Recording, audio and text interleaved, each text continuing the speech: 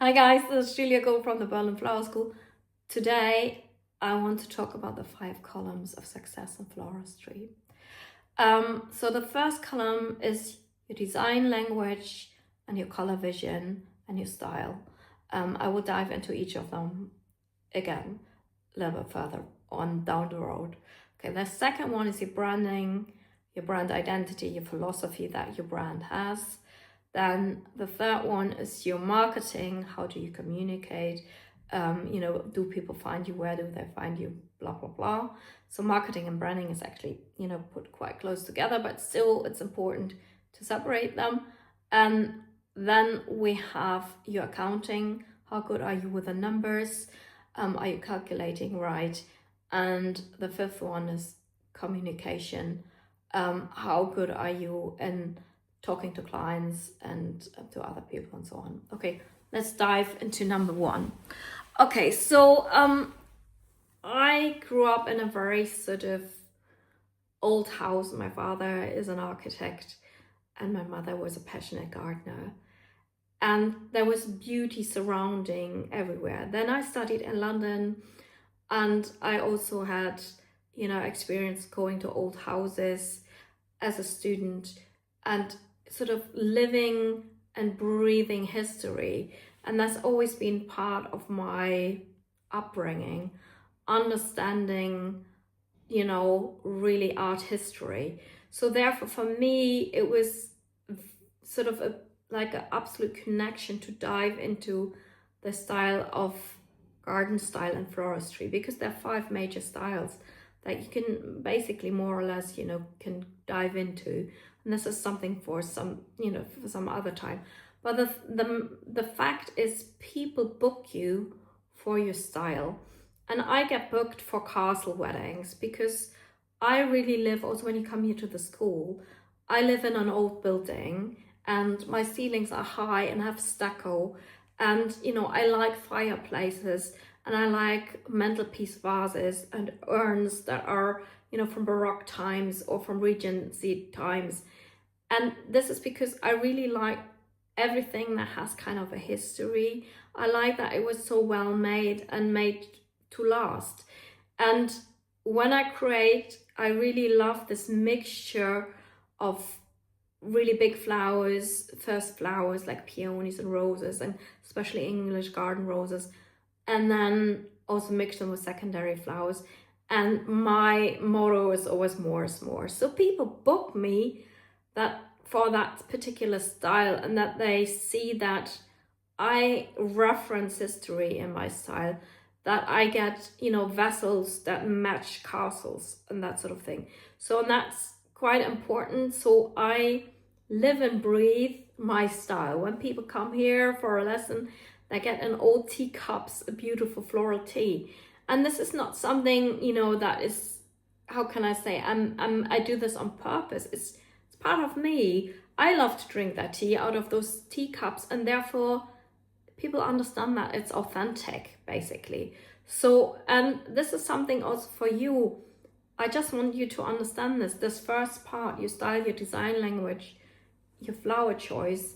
This is on the surface really right away what people see, and either they like it or they don't like it. And I know that my taste that I do in, my flower choice personally is not catering to everybody, but I'm staying very true to that.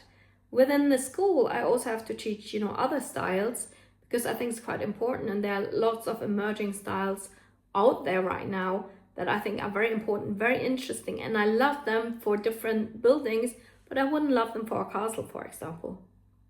So the first part, really finding what color choice you like, what style you want to present to the world, what choice of flowers you actually like. That is so important in making, people understand what you're about. Okay, so the second column then, the branding, is where do you see yourself as a person, as a brand? Now, obviously, as a florist, you are usually your own brand. And do you see yourself as high-end? Do you see yourself as a flower farmer selling flowers, in barns? Do you see yourself as playful, really colorful? Do you see yourself as eccentric, eclectic? Do you, what do you see when you're thinking of yourself as your brand? What do you want to convey when people open up your website? What do you want them to understand about you? And that to derive to what you really are about, that's not an easy task. That sometimes takes also a couple, of months or years even to get there where you want to get. But in order to people to understand what you're about, it's to brand yourself is very, very important. And to have a business card and and an Instagram account where people understand what you're about. Okay, and the next thing is also where the marketing part of it. Where do people see you? Is it just word of mouth? Is it, through Instagram, Pinterest, YouTube? How does the world see you and where do they get to see you, right? That is so important. And if you are not willing to go down this road, then people will not find you. You can be as talented as you want, but if you actually not thinking about those parts, it's not going to be enough. And that's quite tough, because I feel also with all of these social media platforms, the algorithm is changing all the time. And mind you, I'm 50 now, and I feel sometimes, oh my God, why is this changing again? I just thought I understood it, and that sometimes it feels to me like, I just can't be asked, so it's changing again. But if you want your clients to find you, that's something you have to, unfortunately, you have to dive into it, or you have to pay other people to do so for you. Okay, so then the fourth part, the accounting, I think this is a part I struggled most with. And I see also with my students, most of my students struggle with that part. Why do they do so? I think naturally people feel like floristry is a beautiful job, and because of that it's kind of like a hobby, and because of that it shouldn't be as expensive as, I don't know, like buying a bag or something. It's really weird. Even though the cost of the material is really, really expensive, we kind of feel very often as women apologetic. Oh, I can't take this. Oh, I don't know if I can, And I remember that because I always struggled in this area, I had a financial coach that coached me like years ago, and he said to me, Julia, you can't have Ferrari flowers and sell them for Aldi prices. And that made really like it was like epiphany in my head, right? And I think this is something where most people in this industry struggle, because they're usually very kind and nice people, and and they want other people to like them, and and like the flowers and so on. And then with this part they have problems asking for what they're worth.